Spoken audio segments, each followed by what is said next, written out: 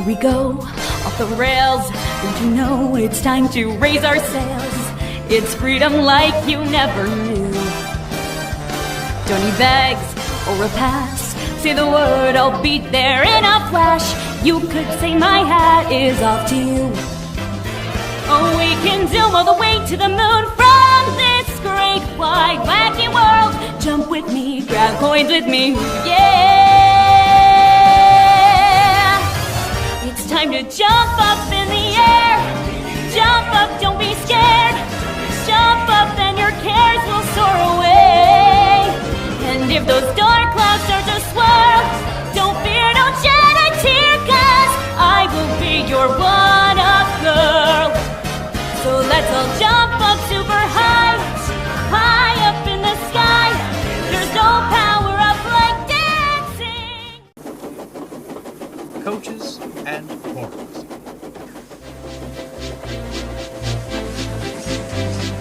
Everyone on the island of Sodor knows that wherever Thomas goes, Annie and Clarabelle go too.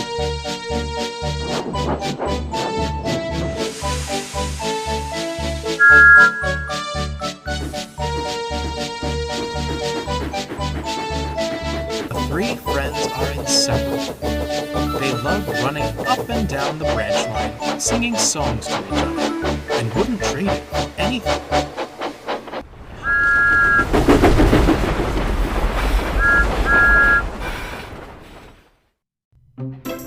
On the main line, change was afoot.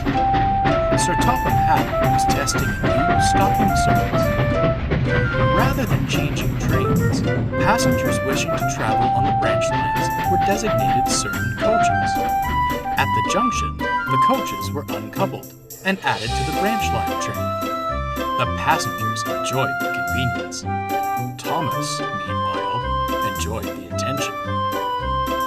It's only natural the Fat Controller would give me more responsibility, he boasted to Henry one day. Given how well I run the branch line, I'm surprised he didn't do it sooner. You do know he's running the same service on Edward's branch, don't you? Asked Henry. Thomas wasn't listening. He coupled his coaches to Annie and Clarabelle and hurried away. Do come along, we shan't be late. Do come along, we shan't be late, he sang. We're coming along, we're coming along. We're coming along, we're coming along, Annie and Clarabelle answered. The other coaches remembered Thomas from his days as station pilot. Soon, they were telling him all about their journeys along the main line. Annie and Clarabelle wanted to sing more songs, but Thomas was too enthralled in the other coaches to notice. Later, Thomas shunted the coaches to the carriage shed, then stopped for a rest.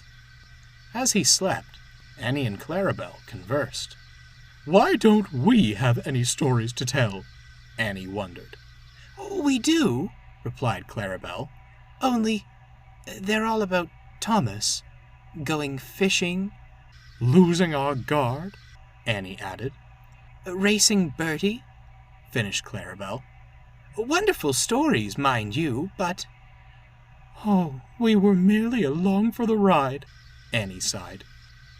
It would be nice to go on the main line again, smiled Clarabelle. Who knows what we'd see nowadays? At that moment, Thomas awoke. So, I'm not good enough anymore, is that it? What nonsense! You're not fit for the main line nowadays. Annie meant to tell Clarabelle they weren't fit for the main line anymore, but Thomas's words infuriated her. We're quite fit, thank you. Besides, it would be nice to go with the other engines. Perhaps they wouldn't ignore us. Thomas was shocked. Well, fine, he huffed. I'll just take other coaches. And that was how it was. The next day, Annie and Clarabelle were added to James's stopping service, and Thomas used 2 of the old coaches. They said nothing to each other as they left the junction. At first, things went well. Thomas felt pleased. Do come along, we shan't be late, he sang. Do come along, we won't be late, grumbled the first coach, if you focus on the line and stop that wretched singing. The second coach muttered briefly. Thomas was speechless. As they approached Terrence's field, Thomas whistled gaily to the tractor. Not long after, Bertie rolled past, and Thomas whistled again.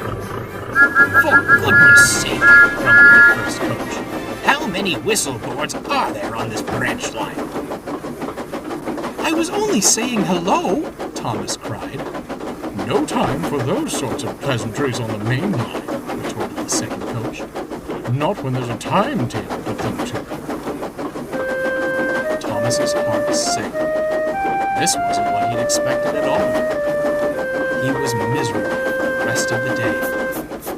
He didn't want to admit it, but he missed Annie and Clarabelle dreadfully. At the end of the day, Thomas was at the junction with his last train. He was having a drink and feeling quite down when Henry fussed in.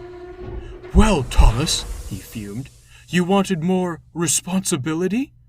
Be a responsible engine, then, and take these coaches back. Thomas looked up. At the rear of Henry's train were Annie and Clarabelle. Silly things haven't stopped singing all day. Do come along or you'll be late. I've been on time all day, thank you. Thomas couldn't help but laugh.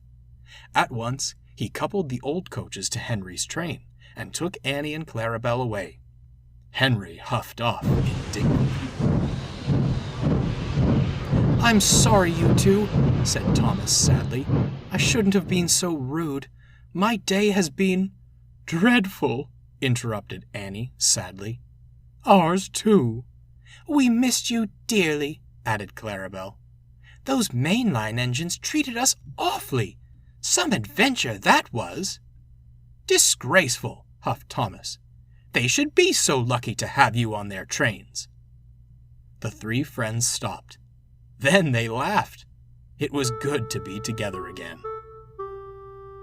Thomas still takes other coaches along his branch line, but Annie and Clarabelle stick close behind him. They still bicker, as good friends do from time to time. From that day on, there was no talk of living for anyone. Annie and Clarabelle concluded that the only story they wanted to tell was that of their peaceful little branch line.